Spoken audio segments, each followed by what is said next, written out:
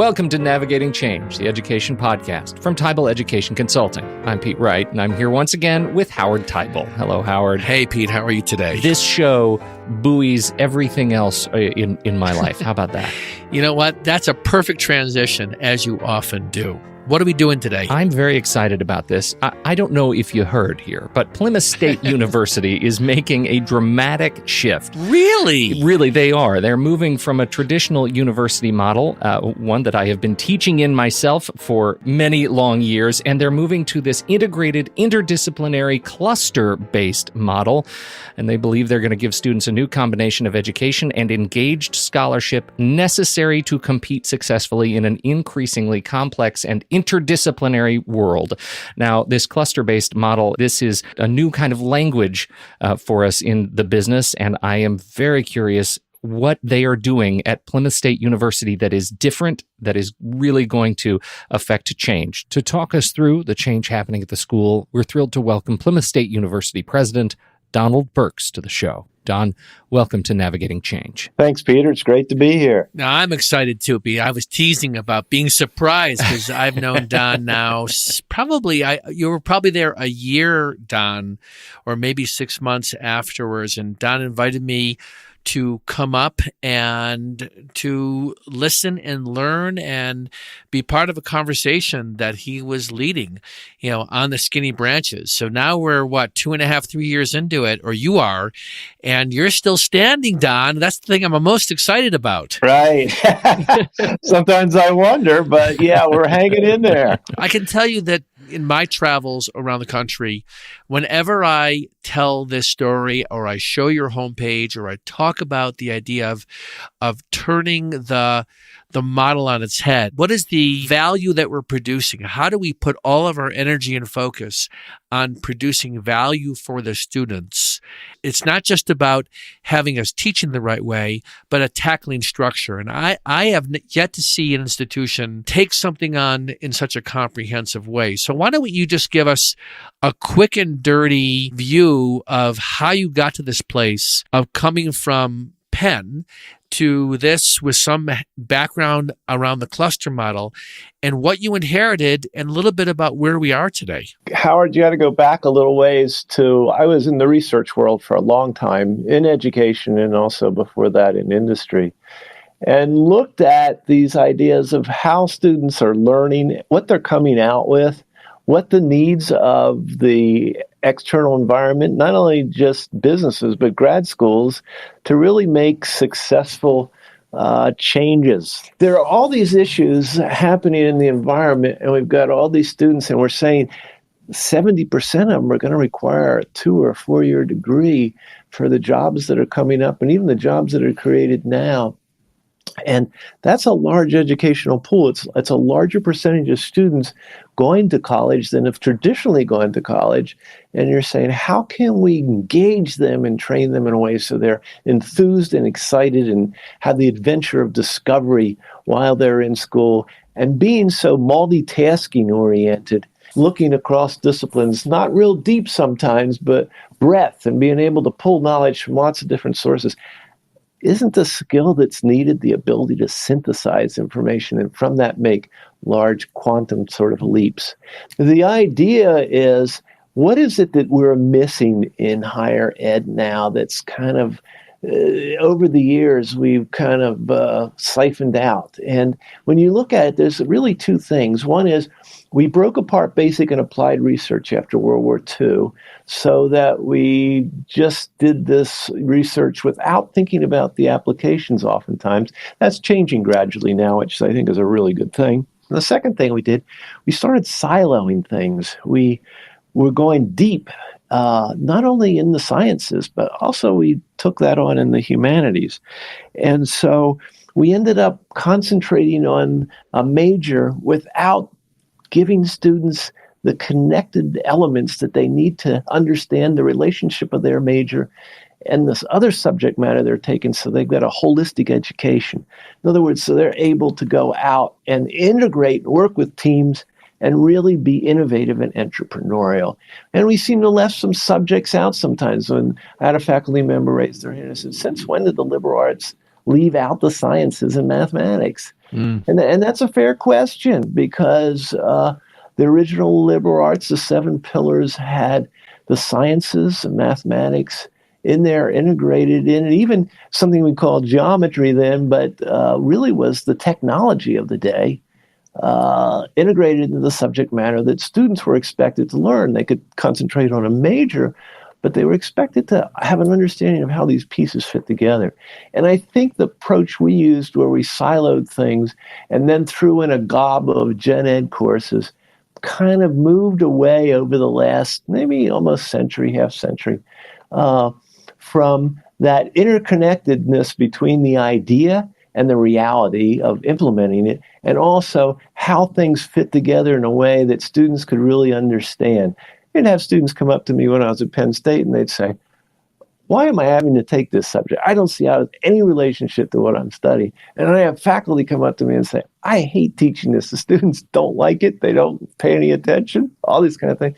And when you pull back and you look at it, you say, I think there might be a reason for why that's the case. So after all that sort of history and looking around, a few years ago, we started implementing this idea called clusters. And that is, how do things fit together, and how do they resonate with the needs of the 21st century? And how can an institution like Plymouth State University put together a program that builds on its surroundings and the strengths of the region in a way that's reflective and synergistic and connected, so that students, when they come out, have this sort of amplified understanding of their major, but also how their major fits in with the needs and projects and challenges of the 21st century, because all the challenges of the 21st century are essentially interdisciplinary. And when I was in research, I learned the key fact that where disciplines come together is where all the discoveries are needed and desired, and where we're able to make the greatest leaps.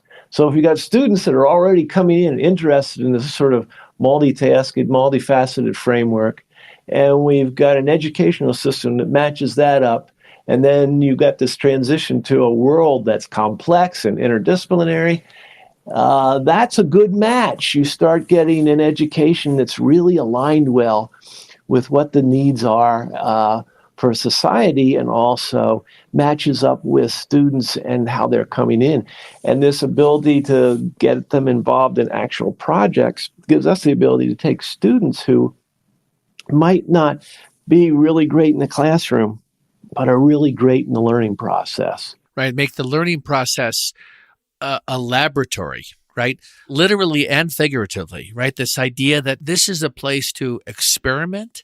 I mean, that's why we have internships, right? The model of internships that Northeastern has been a leader around for so many years, that many schools have picked up, is let's put them in an environment where they're learning how to learn the subject matter. I think lots of schools talk about doing this. As a matter of fact, every institution I go to, Don, they can point to where they have an applied element to their learning. The fascinating thing for me is that we throw around the term interdisciplinary all the time. Everybody wants to be interdisciplinary, and I think it lives in a couple of domains. One domain is, what does it mean for the student? Another was, what does it mean for the faculty to be working together in an interdisciplinary way? So when you talk about multidisciplinary versus interdisciplinary, what do you mean by those two things? What I'm really talking about is an integrative education, where you put the pieces together like building blocks in such a way that you understand the relationships between the subject matter that you're learning, the challenges of the 21st century, and the different sets of coursework that you're undertaking, so that when you come out, you've worked with teams, you've worked with other individuals from other areas, but you've worked in pulling together this, interns you brought up is an interesting idea. But what if you could make it actually closer than that? What if you could actually make it so the internships were almost populated inside the university? That's right. That's really the idea behind clusters. It's that integrated learning environment where the application and the study is linked together in an integrative way, so that you really can see why you're doing what you're doing and the purpose behind what you're learning in all your subject matter areas. And you know what the other part about it? It's thrilling. That's the thing about it. We put together pieces and parts of this across academia. I think to really get an integrative education, you have to go to the point of changing the structure of the institution itself. I think it's impossible to just build it on top. And that's what we've tried to do throughout the years. And I think the root of the issue is, are we willing as institutions to really go to the root of the situation and say, is there a structure that's better created to give this type of education? And from a structure standpoint, that to me is what I found so compelling, is that you really looked under every stone on the administrative and academic side to say, if we're going to do this well, we cannot keep our existing support structure the way it is.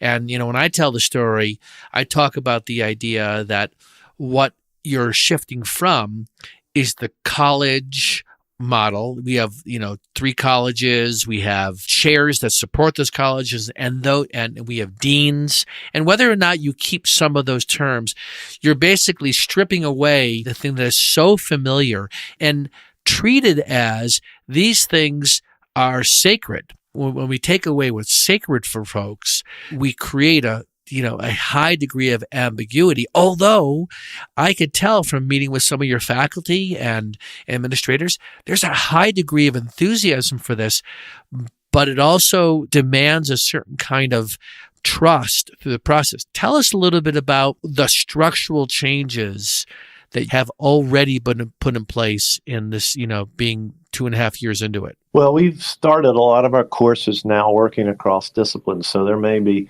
2 or 3 or even 4 courses that might work around what we call an open laboratory, which is a project that utilizes all those different disciplines, but does it in a very integrated way and does it with a real problem. So that while the students are learning, they're also getting the experience of application and they're getting it integrated with other students. So we've got what we call the 4 tools. And it starts out with a first-year seminar that works on a wicked problem. It works on something that's not really a clear solution to, but it brings a lot of different disciplines together in a way that you have to really think through how you might solve it or go about attempting to solve the problem. And you have to bring a group together to do that. Then we have the themed gen education courses. That's just starting to go into place where you link together gen ed courses around a theme or a topic area so the students would understand and get a skill set that's based on that. For instance, you might be an arts major, but you might take a set of courses out of the cluster of innovation entrepreneurship so you know how to sell your art, market it, how you can create a business, because likelihood is if you're an artist, 50% of it's going to be that. If you want to be successful at that, you got to know those other skill sets. 50 or 80. When does this start, Don? When does this start for the students and the student experience? They come in as freshmen and they're starting this. Right. It flows all the way through. So you come in as a freshman. We had our first cluster class enter. We had done projects like this and tried various pilots for the last 2 years. They come in as a freshman, first-year seminar. They then go on, they take a major, whatever their major is that they want to take, but they get courses that are linked together in the general education courses so that they've got a theme with them. And then at the graduation, there's an integrated sort of capstone. Common to have capstones in majors in different areas, but to have a capstone that really is the bookend of the first year seminar, which in essence says, okay, you did that, you've learned a lot of things over the last 4 years. Let's demonstrate that on a really big problem that you can actually work together as a team to bring the skill sets from your various majors and working across disciplines to come up with some kind of solution to this. So it's a process over 4 years. We've got our first class that's going to have that whole process for them entered this last year. And so 4 years from now, they will graduate. You'll be able to look back 3 to 5 years from now and tell a story about where things really did click and where there was more opportunity than others, where you were able to really paint the picture and students really emerged and there was real focus in particular areas. But what are some of your measures of success at this point, this is your first full year of doing this. How are you measuring success around this and defining that for the people who have to execute on this? Well, one of the things we're doing in first-year seminars, there's an assessment process on entry, which will be followed with an assessment process on graduation in the integrated capstone. But we're getting a lot of information just starting this year from parents, from students who have been in those seminars and those classes. So we've been looking at what their feedback is, and it's overwhelmingly positive. I mean, it's really a strong factor, but it's also a strong factor in retention, because students who are engaged and working on subject matters outside of the classroom as well as in, and that's another thing we're doing. We're changing the layout of all of our residence halls for first-year students so that they're based around the first-year seminar, so that students from a first-year seminar will have a space that's with other students that are working on that challenge or problem, and then faculty can also engage with them and know where to go for that type of thing to occur. But we've got all the metrics. We know where we are today. I expect the effect to be on a lot of traditional and non-traditional metrics. We'll start hearing more from businesses because we'll be assessing those, and graduate schools as those students go out. We'll be looking at retention and recruiting. We'll be looking at student feedback, both verbal, written, and how they progress and how their abilities progress. We'll look at how students are interacting during their time here with projects and individuals outside, what impact that's having on them and what impact it's having on the community. I mean, our mission, we changed from being a residential, a regional comprehensive university to being a university that is about transformation of ourselves, our students, and the community and regions that we serve. Yeah. So it's a sort of a different focus. It's a learning-based focus for all of us, rather than just a teaching-based focus. When I listen and think about the people that the students going through the experience or anticipating going through it, and then the people, the faculty, the administrators, the staff, there is a process, if you've been in this industry long enough, that you're having in some ways go back to being a beginner and have it be okay to be a learner yourself, as opposed to just going through the process every year. I can imagine some of your folks who have been at Plymouth for 10, 20, maybe 30 years, this process has been disruptive, and for some probably disruptive in a positive way, and for others disruptive in a challenging way.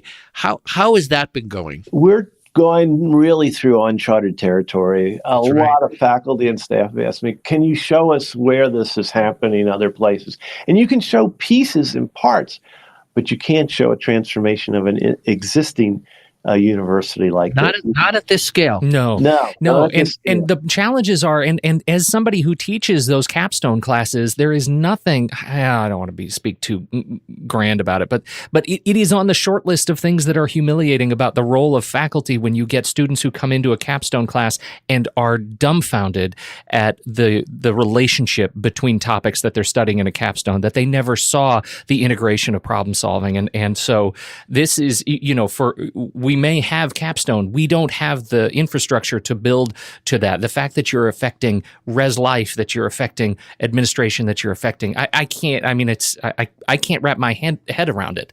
It seems so grand. It's fantastic. There is no area that's untouched. And the question you got to ask, I've had this question: why don't you just attempt part of this? Yeah. Mm-hmm. And the thing is, it's a system transformation. And when you do a system transformation, everything has to be a part of it, because it's how those elements all fit together when they're built. In other words, when you change one area, it affects the other area. So if you just change an area and leave all the other things the same, you're never going to get the results that you're looking for. You've got to really uproot and reintegrate the whole of the institution, and it has to be done in a coordinated way together. And we all have to learn. You brought up that issue about learning through this process, because we're all learners. I mean, one of the biggest breakthroughs for me, I stood up once in front of a meeting and somebody asked, well, how do you know this is going to work? And I said, I don't know all the answers. I don't have them. We're going to find them together. We're going to work through this together. I've got some ideas, some concepts. I've seen pieces and parts that have worked. I've studied this all around the world, but no one has undertaken something so large as this or so transformative of this to see and be able to tell the story about it. There's ones that have gone through bankruptcy that have tried after the fact to try to build something like this. There are institutions like Twente in the Netherlands where they attempted to build something like this from scratch, like in the 50s and 60s, and very successfully, by the way. So there are pieces and parts out there, but there's no one who's gone through this, so there's not a path to follow. And we as faculty and staff, we like to do best practices. Let's find out who's doing it the best way to do it. It's tough when you're out on the leading edge, but it's also exciting. The other element here, too, is the fact that you're a state institution and being willing to do this in such a comprehensive way. My sense, Don, is people are watching to see what happens here, to see if this is something worth exploring, as opposed to being a leader around this. And I can appreciate why people would not take this on. I was just in a session and I was leading for a set of leaders, and I was talking about how do you produce a change? Well, you have to be willing to uncover and share the brutal facts and have a vision. And if you only have a vision with no brutal facts, it's very hard to motivate people. If all you have are the brutal facts, you scare people into being incapacitated to move. And there's no question that a piece of this were brutal facts. Would you agree? Yes, I think so. I mean, you've got to be really open with everybody about what's going on and where the world's going and how things are changing. And we're talking about those, but what I love, though, is the story you're telling is less about we're doing this because if we don't, some negative outcome will happen. This is the right thing to do for our students. Right, and it's a worthy cause. I think it's a lot of work. It's a huge amount of work for faculty, staff, administration to do. Yes, but exactly. It's worthwhile if you're going to do something like this, which is so needed, and we all know it's needed, but it's hard to make these types of change. We've blocked ourselves up into these sections and groups, and we haven't worked across together as a sort of a team in the transformation process. It's hard to do that because we get more content in where we are, and we feel competent in that. And to step outside of it is tough for all of us, administrators, faculty, and staff alike. But I think where education is going, it's really needed. I mean, there's a reason why people are questioning the value of higher education at a time when it's more valuable than ever. Yeah. And the greatest asset the United States has is the number of institutions of higher education. They're scattered all over this country in one community after another. What if we could turn them into transformative elements for the regions in which they serve and the students which come out of that? And I think that's our task, and that's what we're trying to do, because even though it's high risk, and I mean it's hugely risky, it's high reward if we are successful. And if we can at least tell a story, even if we have some problems with being successful, we will have a story to tell for others that follow along. And I think something like this is really needed, because I don't think we can afford either the cost or the approach we're taking in higher education. From a value proposition to ask students and parents and also an emerging adult student to make these kind of investments, they need to see that the experience they're going to have is not just going to contribute to a good job, but it's going to contribute to the idea of being a whole person. It's like going back to the roots of why these institutions were put together in the first place, going back, like you wrote about in the Renaissance and even earlier than that. But we have to make this relevant, partly because of the cost structure. So, you made a comment a second ago about risk, and high risk, high reward.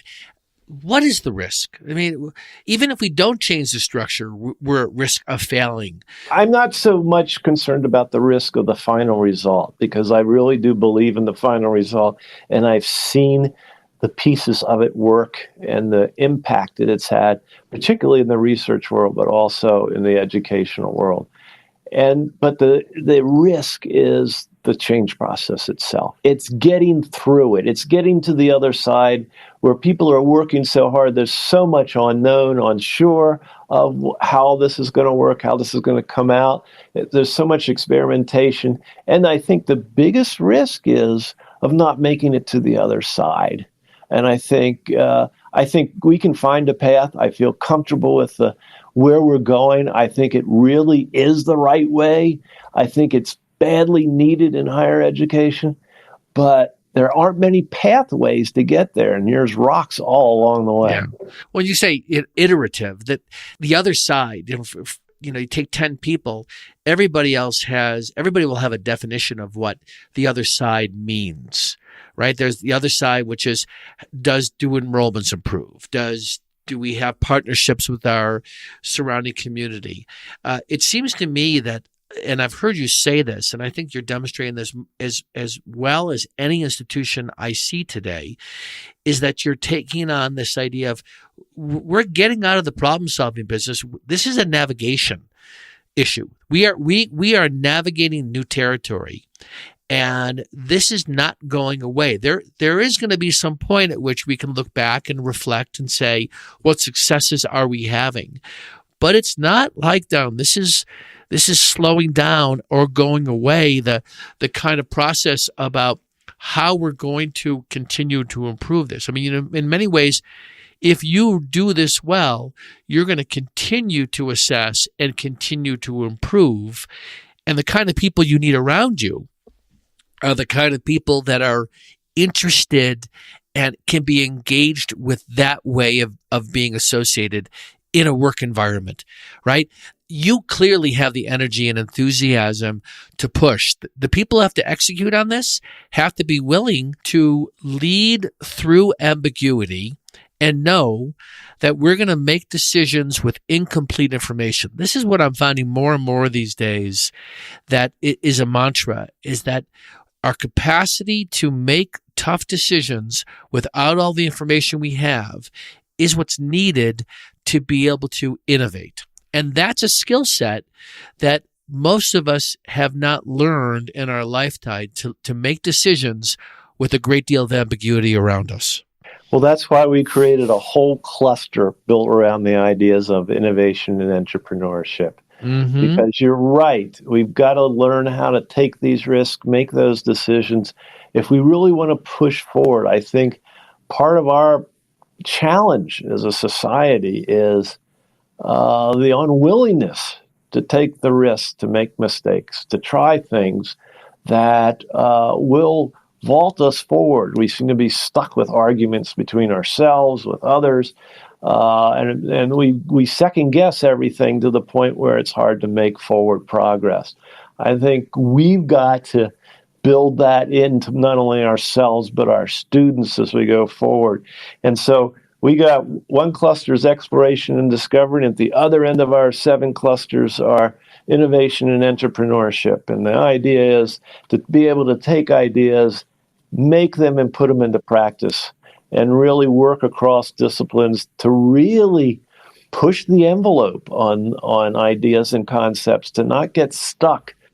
So we're kind of trying to demonstrate that in a way to our students, as we're learning at the same time they're learning the whole process. I got a question for you about your student population. You've got, was it 2,100 and change graduate students? How has the cluster approach impacted your graduate programs, if at all? That's interesting, because one of the things we're moving toward, first of all, the impact on the graduate programs is that our graduate enrollment has gone up this year more than any other. Wow. So it's looking very positive. But the other side of it is graduate education. What should that be, and what should that look like for us here at Plymouth? And what we look at it is to say, there's no year that a student takes that provides a higher return than if they're in a 4+1 program, that 1-year program. You look at the statistics on it for earnings from that, getting that additional year, and compare it with what a 4-year degree earns. And you also look at the advantage it gives you in the marketplace, in jobs, and sets you up. So we're looking at more building the graduate program and the undergraduate together. So we used to have a separate graduate school and undergraduate school, and we combined them about a year ago.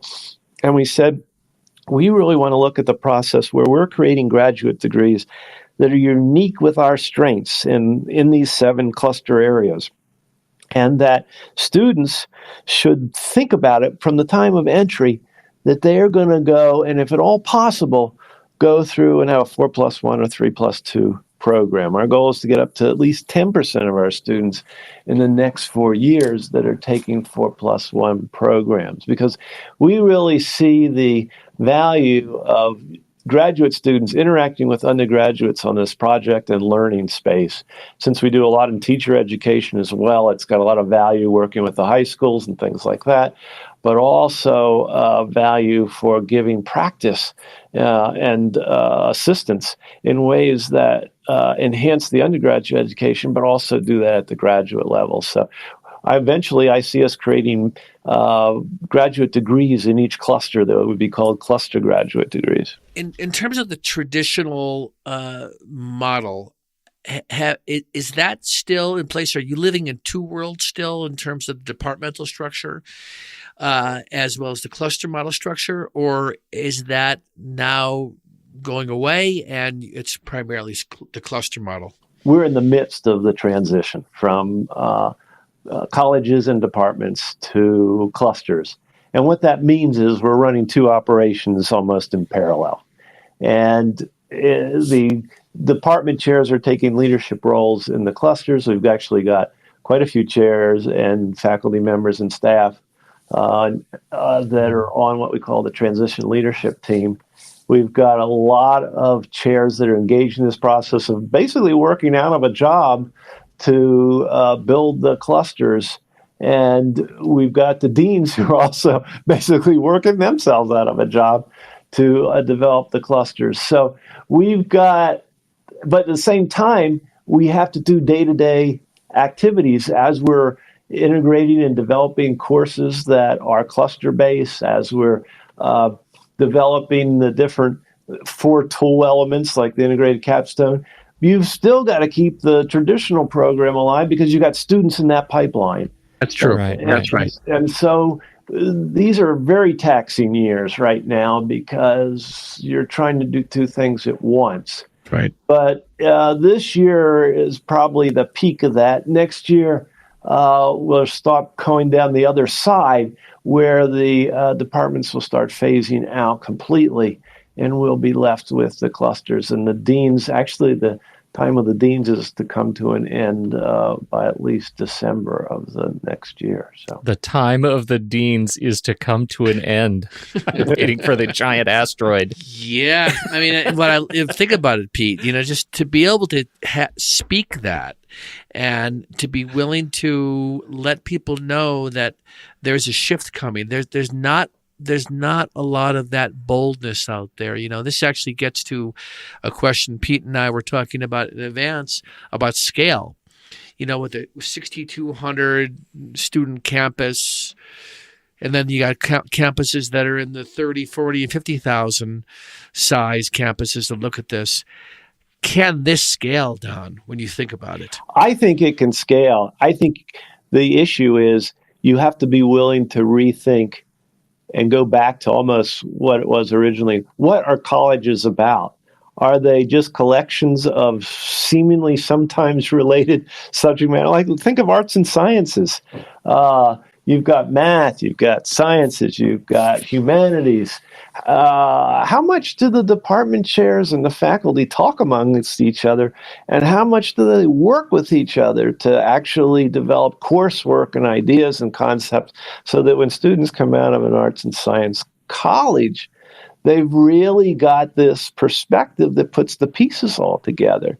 So I think The thing that's great about universities from a scaling standpoint is you might look at it not saying so much from the university wide, you might look at it from the college standpoint within a large university and say, okay, how do we rethink what we're doing and how we're putting things together? And I think it gives you the possibility to maybe break the problem up into more manageable pieces as you're going through. But you still have to be willing to really reinvent the college and departmental structure within that region that you're working on. I think that's the smallest unit you can really break it down to and have a coherent result in the end. And I think putting those pieces together for a larger university is then possible. Don, thank you so much for joining us on Navigating Change to teach us a little bit about what you are working on here. It's fantastic. Well, thanks for the opportunity. Glad to do it. And it's been a great discussion. Now, I uncovered a couple of resources on your website. Is there any particular place you would like to shuttle people who are interested in learning more? Well, I think that if you go to the president's website, we try to put things out there about the whole set of activities we've been going through. There's a blog there, so you can look at blog posts. So they show some of the issues we were addressing as we've moved through the last 2.5 years. There are 2 University Day speeches that kind of give an overview of what's going on. There's some papers that I've written, I think, that are listed there as well. I think I'm not sure how the access is, or whether it's internal or not, the access to the cluster page. There is there's the clusters approach, and there's a wonderful timeline that you can download, which you can look at more closely there. Yeah, okay, so you can get to that. Good information there. And there's a picture of you with 2 students who are so happy and engaged, they must be in a cluster of some sort. I can think of nothing else. Yeah, we told them to smile a lot. I want this story out there, Don. I know that you're working on a book that has both an academic focus, a scholarly focus, as well as telling a story about where this is going. And I think this is the seeds of something that I can tell you as I talk to education leaders. They want to be able to embrace this. It takes bold leadership. It takes the kind of perseverance that you have, the energy that you have, and to get the right people around you to really continue this. So I am deeply interested in staying connected to your process and being part of in any way that I can to help you to get to where you need to get to. Because I think this could become a foundation for what's happening already in education, where people are looking for alternatives to really serve students at another level. Well, I hope the book's going to come out by the end of the year. That's our hope. Yeah. And we've had a great bunch of faculty and staff here to work with us. So I know that they've been giving seminars and gone out and talked to other faculty across the country as well about what we're doing here. And I wish we had more answers at this point, but hopefully we'll have at least charted one pathway. Absolutely. Well, that's great. Well, thank you again, and I'm gonna stay connected with you in this process along the way, and maybe we'll have you back periodically to share some of the successes you're having along the way. Sounds like this time next year is going to be a great time to check in. Let's schedule it. Yeah, sounds good. Thank you, everybody, as always, for downloading and listening to this show. We sure appreciate your time and attention. On behalf of Plymouth State University President Don Birx and Howard Tybel, I'm Pete Wright, and we'll catch you next time right here on Navigating Change, the education podcast from Tybel Education Consulting.